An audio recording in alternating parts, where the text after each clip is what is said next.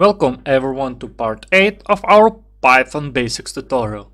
In this tutorial, I will introduce you with Python for loops. In previous tutorial, we learned about while loop. In this tutorial, we'll discuss about very similar topic. It's called for loop. For loop has the ability to iterate over the items of any sequence, such as lists or strings. So, here's the syntax. For numbers in sequence, let's do a statement or statements.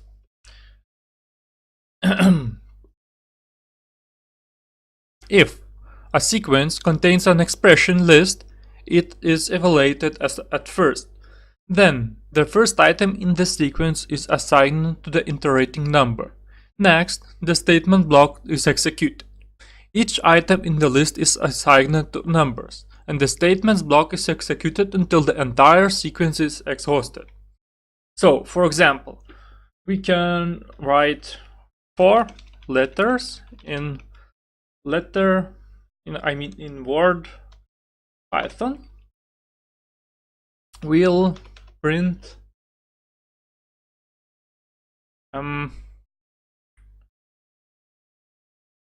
current letter,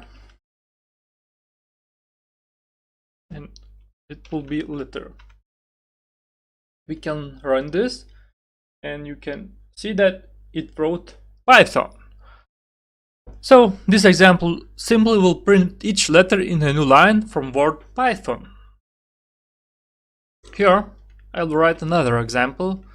So it will make a fruit list, for example, and in that list we'll have fruits. So we'll start with apple.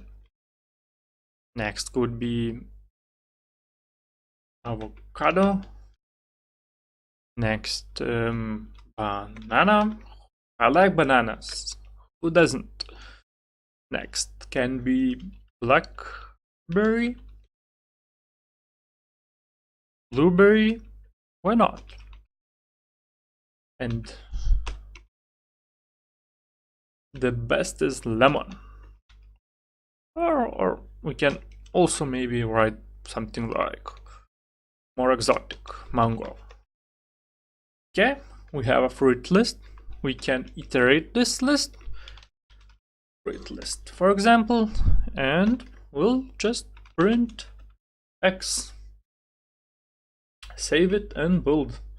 And in a print shell, you can see that it has apple, avocado, banana, blackberry, blueberry, lemon, mango. Everything is just tasty. Well, we can add another example, short example. So it would be, for example, for X in range 20 to 41, we like to print X. Build, and you can see that we wrote all numbers from 20 to 40. So this example works as a generator function and is highly efficient. It works very much like the counter function we made with a while loop, but this one is much faster and more efficient in many cases. Of course, you should use it with other purposes than just print numbers. I gave it only an example.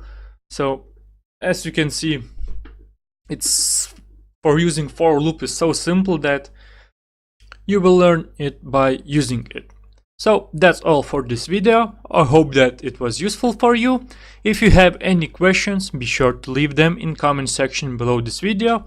If you liked my video, smash up the likes button and subscribe my channel. Then you will get more of my videos. Text version of this tutorial and links are left in video subscription. Thank you all for watching, good luck, and see you in the next video.